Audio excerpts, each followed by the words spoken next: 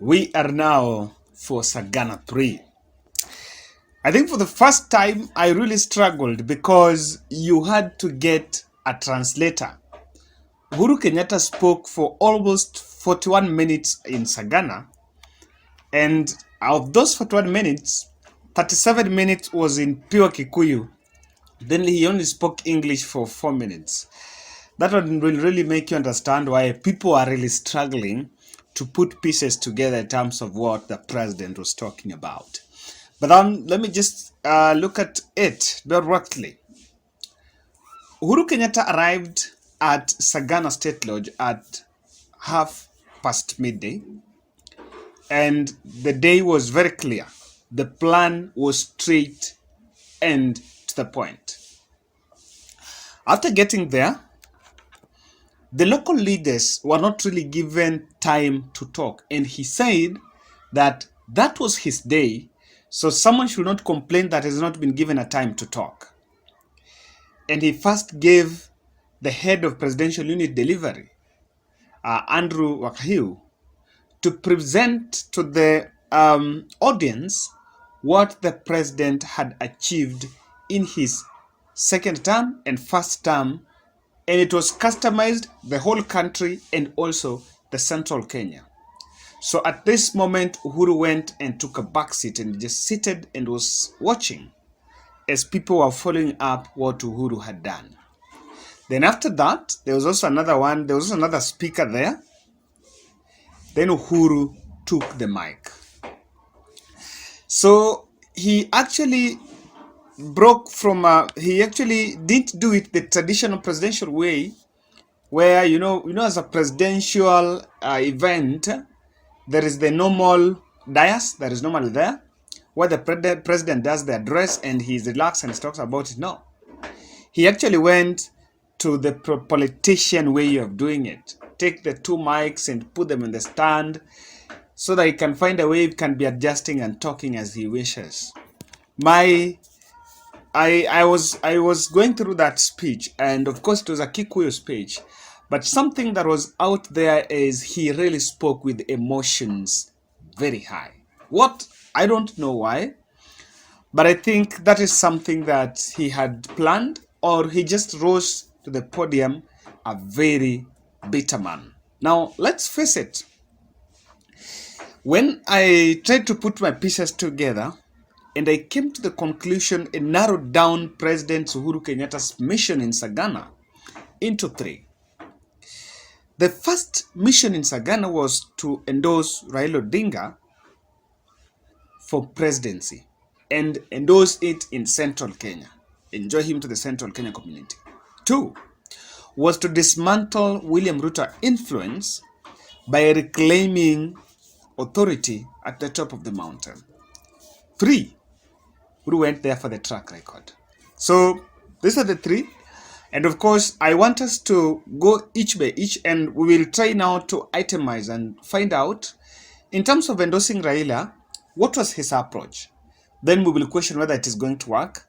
In terms of dismantling Ruto, what was the approach and whether it is going to work, and the same as the track record. So we are going to look at that. But before we go there, if you're watching this video and you haven't subscribed, kindly take a second and subscribe. And of more importance, also click the notification bell.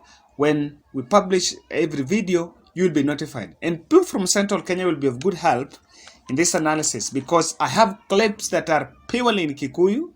I did not find a way I can translate, but I think I'll try to explain before I play them, and guys can help us understand. Now, one, how did Uhuru dismantle William Ruto influence in Central Kenya? Then he went for the source.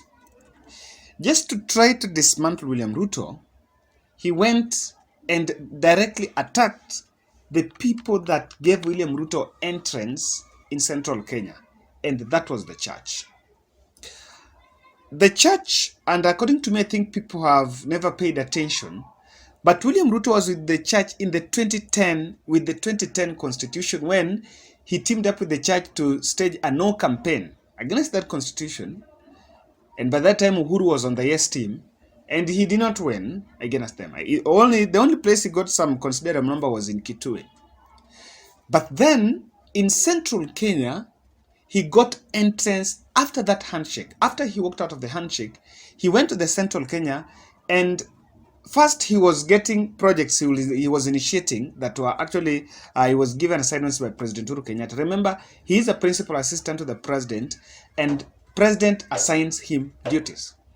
So after that, when they realized that he could no longer find those opportunities, he actually went through the church. He could go to the church and do donations and do harambes, buy the buses and all that. Then the churches later on came to love him. And you know, churches are a very emotive environment. Everyone is a saint. So the church will then, even after the services, the church will then tell the central Kenya communities that William Ruto is a good man, and the church leaders even campaigned for him. In fact, someone was saying that even by the moment Ruto is not attending the church service, the church leaders there will still take an opportunity and campaign for him. So William Ruto went there and dismantled the church leaders by actually telling them that they needed to tell Central Kenya the truth. And guys, I want you to listen to this clip here. Mutige kuhenia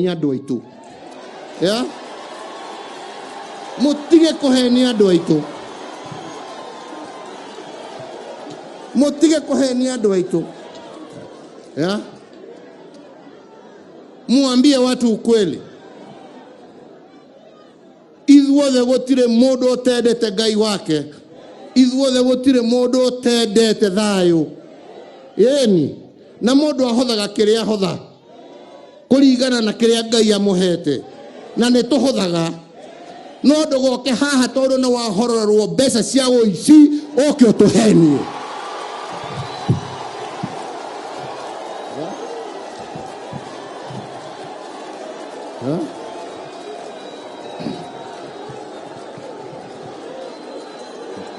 No.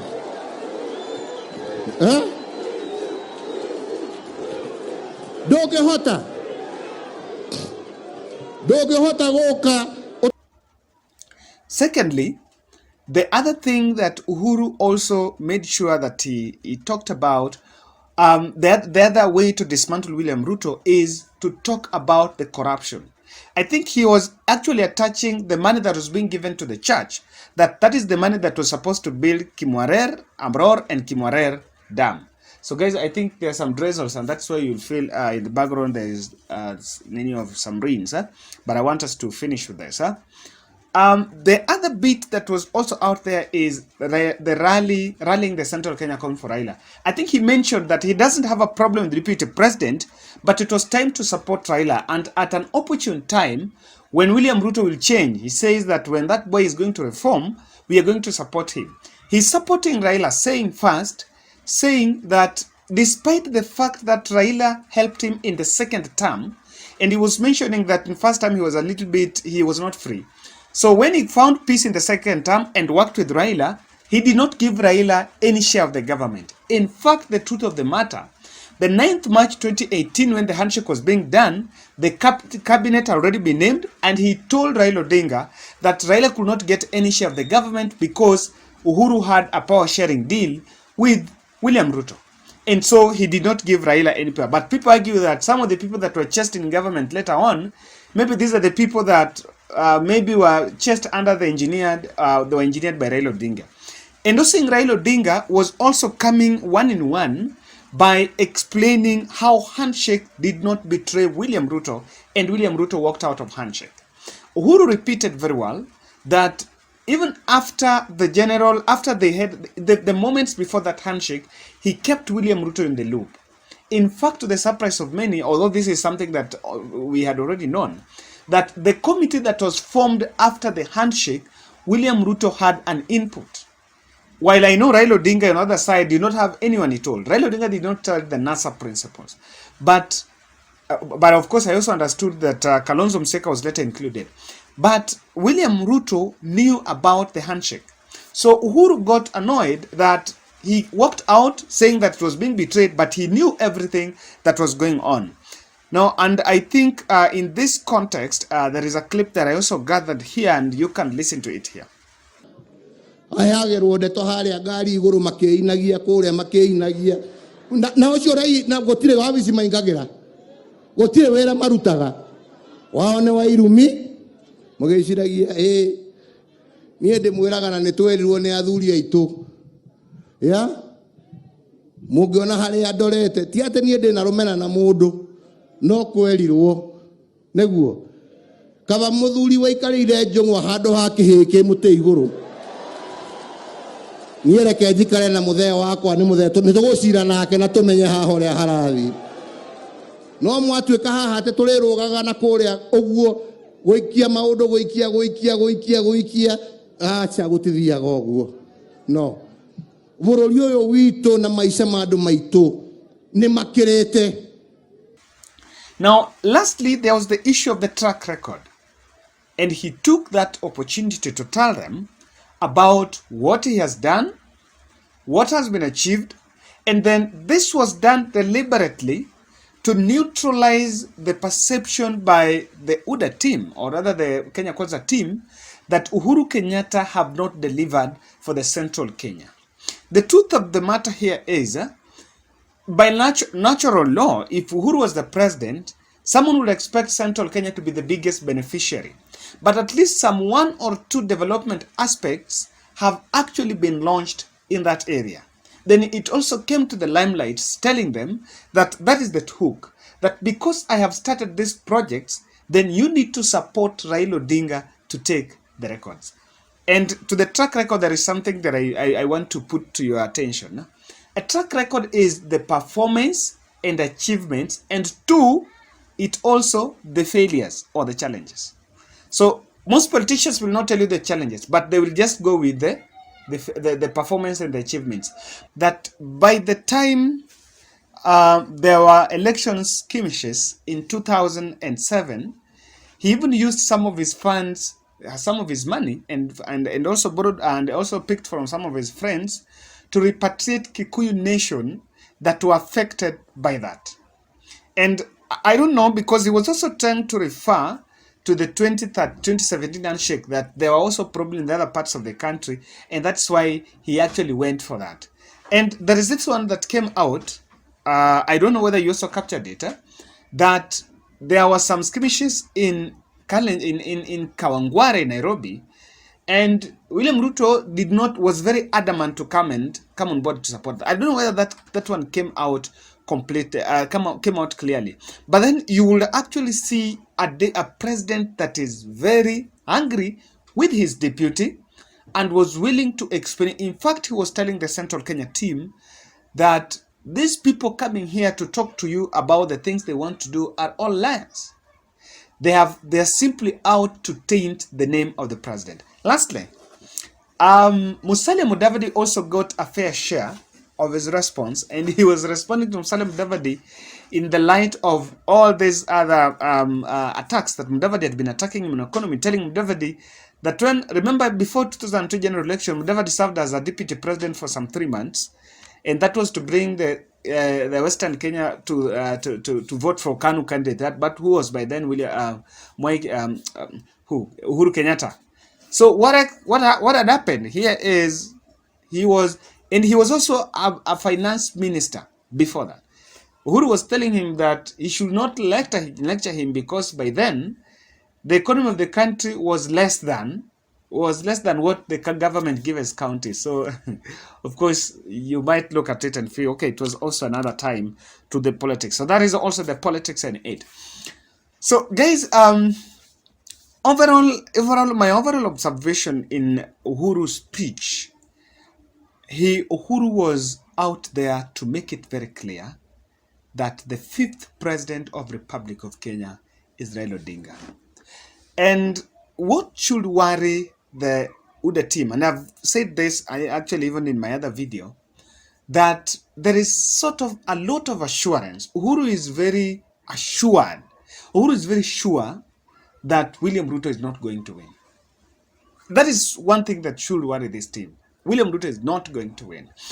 Then and even if you look at that, he was also breathing the hope to the Central Kenya people, because they are Central Kenya aspirants. There is this issue of aspirants are feeling uncomfortable to vie with Jubilee Party to face off with the wave of the Hustler Nation by William Ruto. But then Uhuru was telling them that they should go out and tell people the truth. Makorirwo haria koiga he ndikwenda kwaria ruhuo rorete naku uthiete atia haya inyue mwendaga kwaria oguo ri aria maracaria ite rogama itaro mena atumia mekindeire muthie mukere andu kihoto kana ni atia mwire andu kihoto.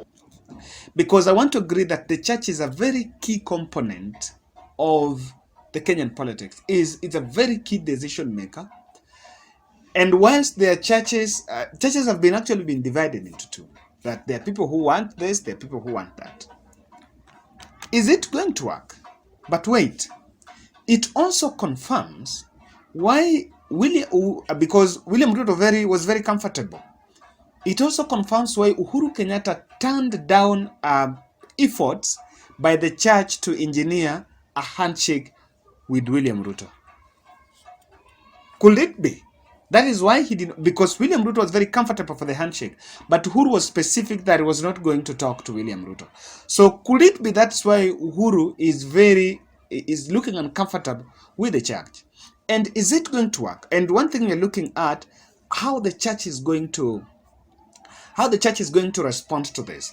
Are they going to play defense? So if in any case they are now going to say, look here, we have been attacked by the president and the president doesn't now support us, let's now go with the deputy president. Do you think the Central Kenya voters gonna go with them? Do you think that is going to happen? So think about it. Is that strategy going to work? And of course, I don't want to go further because I have something that will be capturing that exactly tomorrow. Secondly, I was also pondering about this. Do you think that the meeting is going to bring Central Kenya consciousness? CKC. I have been mentioning this.